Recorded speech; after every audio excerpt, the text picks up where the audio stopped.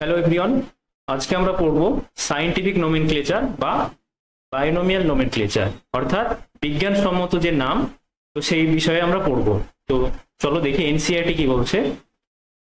Biologist follow universally accepted principles. Biologist যারা, scientist যারা, তারা ইউনিভার্সালি অ্যাকসেপ্টেড কিছু প্রিন্সিপল ফলো করে to provide scientific name to known organism. কোন একটা নোন অর্গানিজম, কোন একটা অর্গানিজমকে আমি পেয়েছি পৃথিবীতে, তার যে নামকরণ করা হবে সেই জন্য কিছু অ্যাকসেপ্টেড, ইউনিভার্সালি অ্যাকসেপ্টেড প্রিন্সিপল থাকে, নিয়ম থাকে। তো সেগুলো আমরা পড়বো আজকে, কি কি নিয়ম এনসিইআরটিতে দিয়েছে। আর সায়েন্টিফিক নেমের কেন দরকার সেটা তোমরা অবভিয়াসলি জানো। যেমন ধরো আমি আলু নিয়ে কোনো একটা রিসার্চ করবো, কথার কথা। এবার আমি ধরো ইউএসএ তে গেলাম, এবার ইউএসএ তে গিয়ে আমি আমার যে লোকাল নেম আলু, সে আলু বলছি। ইউএস এর মানুষ তো বুঝতে পারছে না, তাই না? কারণ আলুকে ওরা কি পটেটো হিসাবে জানে। ধরো ইংলিশ স্পিকিং যারা, তারা পটেটো নামে চেনে। এবার ওরা যখন পটেটো বলছে, আমি বুঝতে পারছি না কি জিনিস, তাই আমাদেরকে একটা কমন একটা নেমে আসতে হবে। কমন নেম মিনস যেটা ইউনিভার্সালি অ্যাকসেপ্টেড হবে। যেমন ধরো আলুর যে সায়েন্টিফিক নেম সেটা হচ্ছে সোলেনাম টুবেরোসাম। তো এইটা হচ্ছে আলুর সায়েন্টিফিক নেম। এবার আমি যদি ইউএসএ তে গিয়ে সোলেনাম টুবেরোসাম বলি, তারাও বুঝতে পারবে। ইউএস এর মানুষ যদি আমাকে সোলেনাম টুবেরোসাম বলে, আমিও বুঝতে পারবো যে হ্যাঁ আলু নিয়ে কথা হচ্ছে, এবং তারাও বুঝে যাবে হ্যাঁ পটেটো নিয়ে কথা হচ্ছে। তো এই জন্য সায়েন্টিফিক নেমের একটা দরকার, যেটা ইউনিভার্সালি অ্যাকসেপ্টেড হবে। অর্থাৎ ইউনিভার্সালি সবাই পার্টিকুলার একটা অর্গানিজমকে একটাই নাম দিয়ে চিনবে, সায়েন্টিফিক নেম। তো আমাদের কোনো রিসার্চ পারপাসে হোক বা অন্য কোনো পারপাসে হোক, আমাদের কোনো কনফিউশন ক্রিয়েট হবে না যে এটা কোন অর্গানিজম, কারণ ওই পার্টিকুলার অর্গানিজমকে সবাই একই নামে চিনবে। তো এই জন্যই সায়েন্টিফিক নেমের প্রয়োজন আমাদের। তারপর কি বলছে যে ইচ নেম, প্রত্যেকটা সায়েন্টিফিক নেমের দুটো কম্পোনেন্ট থাকে, দুটো অংশ থাকে। প্রথম অংশ হচ্ছে জেনেরিক নেম বা জেনাস নেম, আর দ্বিতীয় হচ্ছে স্পেসিফিক এপিথেট বা স্পিসিস নেম। তো জেনেরা কথাটার অর্থ হচ্ছে জেনেরা, এটা হচ্ছে plural of genus, plural of genus.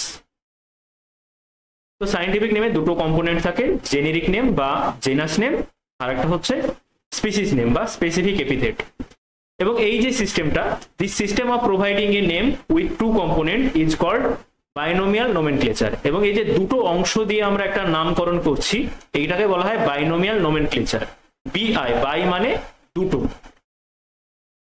This naming system given by Carolus Linnaeus, Carolus Linnaeus এই সিস্টেমটা দিয়েছিল, is being practised by biologist all over the world. এবং প্রত্যেক biologist all over the world, পুরো পৃথিবীতে এই নোমেনক্লেচারটাকে ফলো করে। This naming system using a two word format, দুটো ওয়ার্ডের ফরম্যাট আমরা দেখলাম, দুটো অংশ, ফাউন্ড কনভিনিয়েন্ট। এবং এই দুটো ওয়ার্ড দিয়ে আমাদের সুবিধা হয় খুবই। যদি সায়েন্টিফিক নেমে হয়তো 10টা অংশ থাকতো বা 10টা ওয়ার্ড থাকতো, আমাদের অসুবিধা হতো। আবার যদি একটা অংশ থাকতো, তাহলে সেটা হয়তো পর্যাপ্ত হতো না কোন একটা নোমেনক্লেচারের জন্য। তাই দুটো অংশ দিয়ে আমরা জিনিসটা পর্যাপ্ত পরিমাণ, হ্যাঁ পর্যাপ্ত পরিমাণ ওয়ার্ড দুটো দিয়ে আমরা নোমেনক্লেচারের কাজটা সেরে ফেলতে পারছি, অ্যাজ ওয়েল অ্যাজ দুটো অংশ আমাদের জন্য কনভিনিয়েন্ট, সুবিধাজনক। Let us take the example of mango. চলো আমের একটা এক্সাম্পল নেওয়া যাক to understand the way of providing scientific names better. আমের একটা এক্সাম্পল নিয়ে আমরা সায়েন্টিফিক নেমটাকে ভালোভাবে বোঝার চেষ্টা করি। The scientific name of mango is written as Mangifera indica. তো ম্যাঙ্গো সায়েন্টিফিক নেম হচ্ছে Mangifera indica. Let us see how it is a binomial name. চলো দেখি এটা কিভাবে বাইনোমিয়াল নেম হচ্ছে। তো এখানে যে ম্যানজিফেরাটা সেটা হচ্ছে জেনাস, আর ইন্ডিকা যেটা সেটা হচ্ছে একটা স্পিসিস। তো এই যে নামটা ম্যাঙ্গোর, ম্যানজিফেরা ইন্ডিকা, এই ম্যানজিফেরা যেটা সেটা হচ্ছে জেনাস নেম, আর ইন্ডিকা যে ওয়ার্ডটা এটা হচ্ছে স্পিসিস নেম। ঠিক আছে। Other universal rules of nomenclature are as follows. তো আরো যেসব ইউনিভার্সাল রুল আছে নোমেনক্লেচারে, চলো দেখি। তো প্রথম রুল এটাই যে দুটো হতে হবে, এরকম আমরা পড়লাম। বাইনোমিয়াল নোমেনক্লেচার মানে দুটো ওয়ার্ড থাকতে হবে বা দুটো অংশ থাকতে হবে। এবং আরো কিছু ইউনিভার্সাল রুল আছে, সেগুলো নিচে দেওয়া আছে। ফার্স্ট হচ্ছে biological names are generally in Latin and written in italics এই যে ম্যানজিফেরা ইন্ডিকা, এই যে শুনতে পাচ্ছ শব্দগুলো, মানে প্রোনাউন্স করছি যেগুলো আমরা, ম্যানজিফেরা ইন্ডিকা, এগুলো হচ্ছে ল্যাটিন ওয়ার্ড, ঠিক আছে। অ্যান্ড রিটেন ইন ইটালিক্স, যখন আমি কম্পিউটারে লিখবো তখন সেটাকে ইটালিক্সে লিখবো। মানে ধরো কম্পিউটারে সে বাঁকা বাঁকা হয় না, একটা আই বলে একটা অপশন থাকে, সে আই অপশন প্রেস করলে italics, I for italics, I option press করলে দেখবে লেখাগুলো বাঁকা বাঁকা হয়ে যায় কম্পিউটার সিস্টেমে, তো সেইটাকে বলা হয় ইটালিক্স। তো আমি যখন কোনো কম্পিউটার সিস্টেমে লিখবো কোনো সাইন্টিফিক নেম, সেটাকে আমার ইটালিক্সে লিখতে হবে, ঠিক আছে। আর সাইন্টিফিক নেম যেগুলো, মানে ম্যানজিফেরা এই ওয়ার্ডটা বা ইন্ডিকা এই ওয়ার্ডটা যেগুলো আমি শুনছি কানে, এই ওয়ার্ডগুলো হচ্ছে ল্যাটিন ওয়ার্ড। তারপর বলছে they are Latinised or derived from Latin irrespective of their origin. Irrespective of their origin মানে এরকম বলতে চাইছে, ধরো ইন্ডিয়াতে ল্যাটিন ভাষা চলে, কথার কথা, হাইপোথেটিক্যালি আমি ধরলাম ইন্ডিয়াতে ল্যাটিন ভাষা চলে, হ্যাঁ। এবার আমেরিকায় ধরো কোন একটা অর্গানিজম পেলাম, আমি কোন একটা জীব পেলাম, হ্যাঁ। এবার এমন না যে আমেরিকায় সেই অর্গানিজম পেয়েছি বলে আমেরিকায় যে ভাষা চলে সেই ভাষাতেই আমাকে নামকরণ করতে হবে, এরকম না। আমেরিকায় আমি পেয়েছি জীবটা, কিন্তু আমার নামকরণ হবে ইন্ডিয়ার যে ভাষা, অর্থাৎ ল্যাটিন ভাষায় হবে, ঠিক আছে। হাইপোথেটিক্যাল সিচুয়েশন, ইন্ডিয়াতে ল্যাটিন চলে, কথার কথা, হ্যাঁ। তো আমেরিকায় পেয়েছি ঠিকই আমি জীবটাকে, কিন্তু তার নোমেনক্লেচারটা হবে ইন্ডিয়ার যে ল্যাটিন ভাষা সেই ভাষাতেই, ঠিক আছে। ডিরাইভড ফ্রম ল্যাটিন, এটাকেই বলে ডিরাইভড ফ্রম ল্যাটিন, অর্থাৎ ল্যাটিন ভাষা থেকে আমি কিছু ওয়ার্ড তুলে নেব, যে সেই ল্যাটিন ভাষার ওয়ার্ড আমি সেই পার্টিকুলার অর্গানিজমটাকে অ্যাটাচ করবো, মানে দিয়ে দেবো যাকে, ঠিক আছে। আর একটা অপশন হতে পারে ল্যাটিনাইজড, ধরো ইউএসএ তে যে জীবটা পাওয়া গেছে অর্গানিজমটা, তাকে কোনো একটা ইউএসএ মানুষজন ইংলিশ একটা নেম দিয়ে দিল, ঠিক আছে, মানে সাইন্টিফিক নেম কিন্তু ইংলিশ ভার্সনে দিয়ে দিল, কথার কথা, মানে ইংলিশ যে ওয়ার্ড গুলো হয় সেরকম ওয়ার্ডে দিয়ে দিল। কিন্তু পরে সেটাকে আমাকে আবার কি করতে হবে, কনভার্ট করতে হবে, ইংলিশটাকে ল্যাটিন ভাষায় কনভার্ট করতে হবে, ওই কনভার্সনটাকে বলা হয় ল্যাটিনাইজড, ঠিক আছে। তাহলে দুটো কেস পেলাম আমরা, হয় ল্যাটিনাইজড করতে হবে অথবা derive from Latin.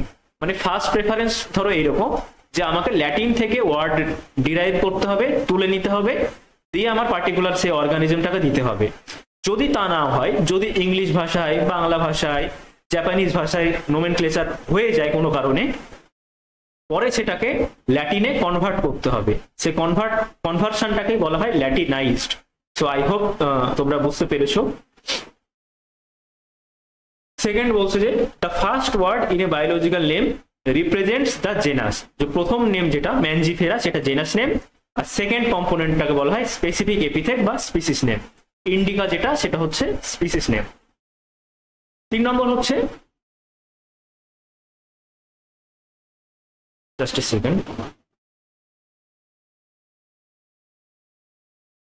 both the words in a biological name when handwritten separately underlined, যখন আমি হাতে লিখবো কোনো কিছু, মানে হাতে লিখবো সাইন্টিফিক নেম, তখন সেপারেটলি আন্ডারলাইন করতে হবে।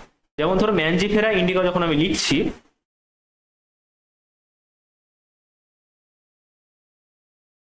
তখন ম্যানজিফেরা জেনাস নেমটাকে আলাদা আন্ডারলাইন করব, আর স্পিসিস নেম যেটা ইন্ডিকা সেটাকে আলাদাভাবে আন্ডারলাইন করব, ঠিক আছে। অর প্রিন্টেড ইন ইটালিক্স, এবার যখন আমি প্রিন্ট করব, মানে কম্পিউটারে লিখবো বা কম্পিউটার থেকে যখন প্রিন্ট করব, তখন সেটা আমাকে ইটালিক্সে লিখতে হবে, ঠিক আছে।